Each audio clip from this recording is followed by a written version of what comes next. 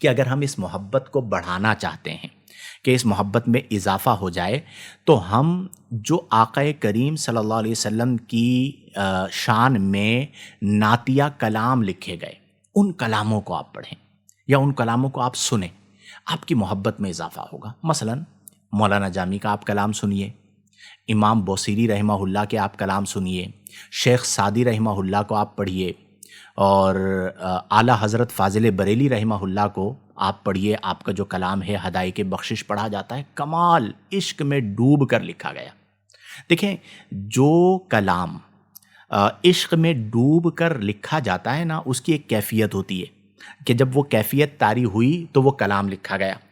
اب وہ کیفیت اس کلام کے ذریعے آگے منتقل ہوتی ہے۔ اسے آپ جتنی توجہ سے سنیں گے، جتنی محبت سے سنیں گے، جتنا سمجھ کر سنیں گے، وہ کیفیت آپ پر طاری ہوگی، آپ کی محبت میں اضافہ ہوگا۔ آپ دیکھیے امام بوصیری رحمہ اللہ کا جو قصیدہ ہے، قصیدہ بردہ شریف، مولا یصلی وسلم دائما ابدا علی حبیبک خیر الخلق کلہم، عرب و عجم میں کتنا مقبول قصیدہ ہے۔ کیوں؟ ایک خاص کیفیت میں انہوں نے لکھا، رسول اللہ کی بارگاہ میں مقبول ہو گیا، قیامت تک یہ باقی رہے گا، اور ہر زمانے کے اندر، ہر دور میں، ہر قوم اس قصیدے کو پڑھتی ہے۔ ایون جو عجمی ہیں، انہیں عربی تو نہیں آتی، لیکن اس کے باوجود جب وہ قصیدہ بردہ پڑھا جا رہا ہوتا ہے تو اس کے لطف کو محسوس کرتے ہیں۔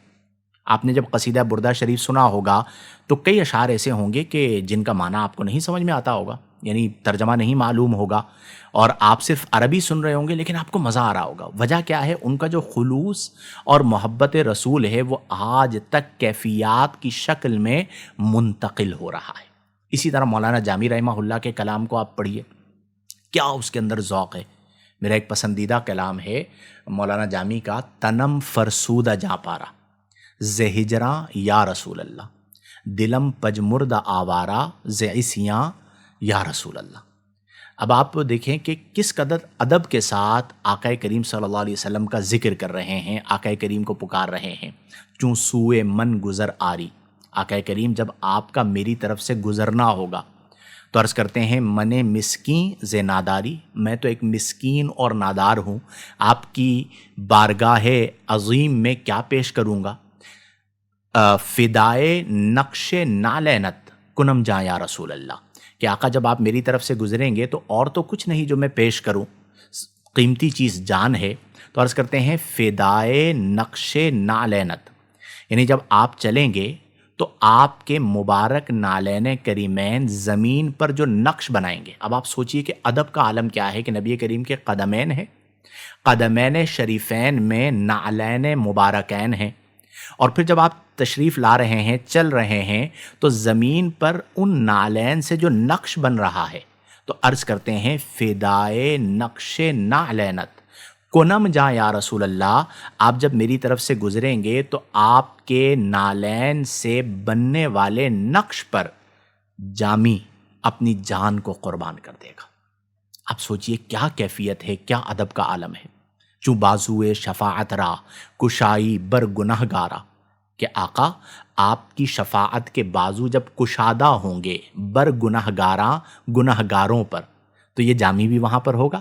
تو عرض کرتے ہیں مکن محروم جامی را دراں یا رسول اللہ، کہ آقا وہاں پر آپ کا غلام جامی بھی ہوگا تو اس جامی کو وہاں پر محروم مت کیجیے گا۔ تو مولانا جامی کو آپ سنیے، اعلیٰ حضرت فاضل بریلی رحمہ اللہ کو آپ سنیے کہ آپ کے جو اشعار ہیں، بالخصوص جو اردو داں ہیں، اردو بولنے والے، سمجھنے والے، ان کے لیے سرمایہ عشق ہے کہ انہوں نے ان کیفیات کو کس انداز کے اندر اشعار میں پرو دیا ہے۔ جتنے کلام ہیں آپ سنتے سے چلے جائیے، لم یاتی نذیر کفی نظر، 4 زبانوں میں۔ اسی طرح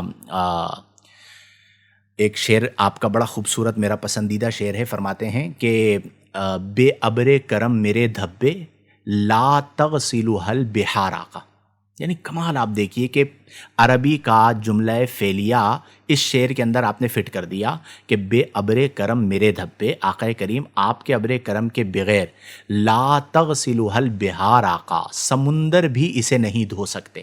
یہ آقا کریم صلی اللہ علیہ وسلم سے محبت کا ایک تعلق اور کرم کی ایک طلب ہے۔ اسی طرح حرم کی زمیں اور قدم رکھ کے چلنا، ارے سر کا موقع ہے او جانے والے۔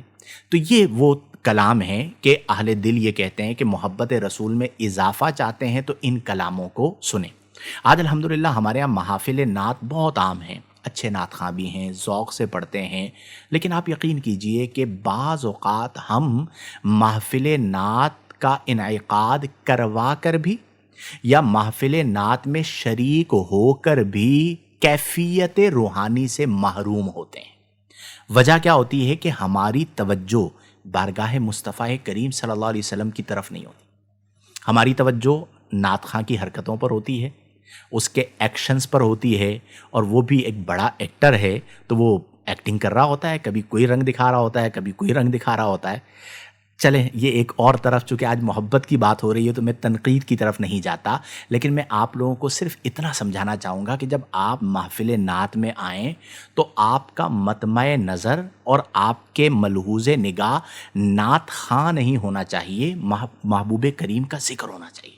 آپ آنکھیں بند کریں، اپنے آپ کو سنہری جالیوں کے سامنے محسوس کریں، آقا کریم کی توجہ کے طالب ہوں، آپ کی آنکھ نم ہو، آپ دیدہ ہو، اور آپ اس کیفیت میں ڈوب کر سن رہے ہوں، اور زہ نصیب کے جو ہمارے نعت خواں حضرات ہیں وہ بھی اسی کیفیت کے ساتھ نعت پڑھ رہے ہوں، آنکھیں بند ہوں، اور پڑھنے والے کی بھی آنکھ آپ دیدہ، سننے والے کی بھی آنکھ آپ دیدہ۔ آپ سوچیے اس محفل میں کیسا ذوق آئے گا۔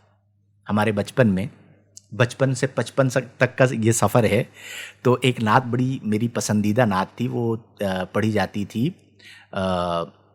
غالباً فصیح الدین سہروردی جو ہمارے نعت خواں ہیں یہ پڑھا کرتے تھے۔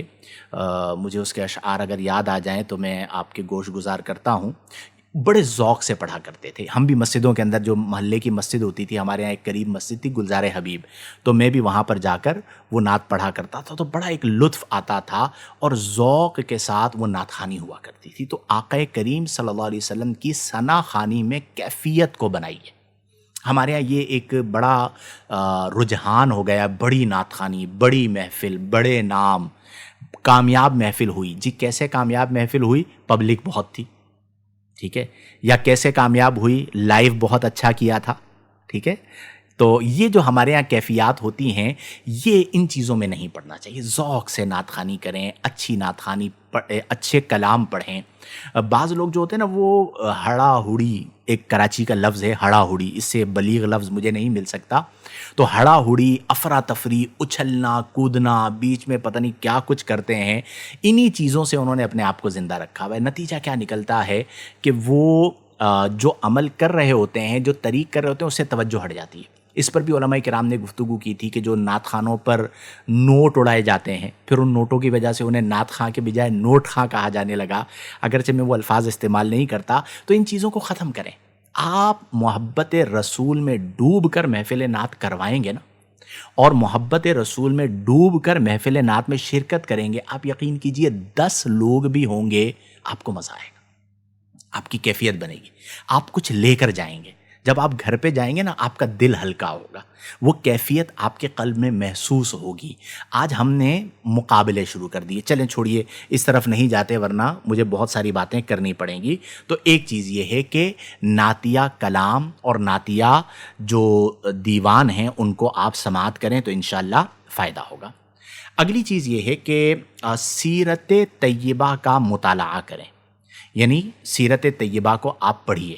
پہلے نمبر پر میں نے ذکر کیا تاکہ آپ لوگوں کو یاد رہے یا جو بعد میں آئے ہیں ان کے بھی پیش نظر رہے کہ نمبر 1 کثرت سے ذکر رسول کریم کیجئے صلی اللہ علیہ وسلم، نمبر 2 درود شریف کی کثرت کیجئے، نمبر 3 محبت آقا کریم کے حوالے سے نعتیہ کلام کو سماعت کیجئے، نمبر 4 سیرت طیبہ کے مطالعہ کیجئے، یعنی سیرت آقا کریم صلی اللہ علیہ وسلم کا مطالعہ کیجئے۔ اس پر مشتمل جو کتابیں ہیں، سیرت مصطفیٰ ہے، سیرت رسول عربی ہے، ضیاء النبی ہے، ان کتابوں کو آپ پڑھیں تو آقا کریم صلی اللہ علیہ وسلم کی ذات کے حوالے سے آپ جس قدر جانیں گے اتنی محبت بڑھے گی، اور جتنی محبت آپ کی بڑھے گی اتنا آپ کو سکون اور اطمینان نصیب ہوگا، اور پھر جب آپ کی محبت اس درجے پہ پہنچے گی نا تو پھر آپ انہی کے خیالوں میں، انہی کی یادوں میں گم رہیں گے، پنجابی کا ایک شعر ہے مجھے یاد آ رہا ہے سر دست، کہ جب آپ ان کی یادوں میں گم ہوں گے تو شاعر کہتے ہیں کہ جدوں تکیائے عاشق نے رخ یاردا، جدوں تکیائے عاشق نے رخ یاردا، مرز وددا گیا شوق دیدار دا، مجازن کہا گیا مرز وددا گیا شوق دیدار دا، نبزاں پھڑ پھڑ حکیم و طبیب و تسی، یعنی اب حکیم طبیب آ گئے،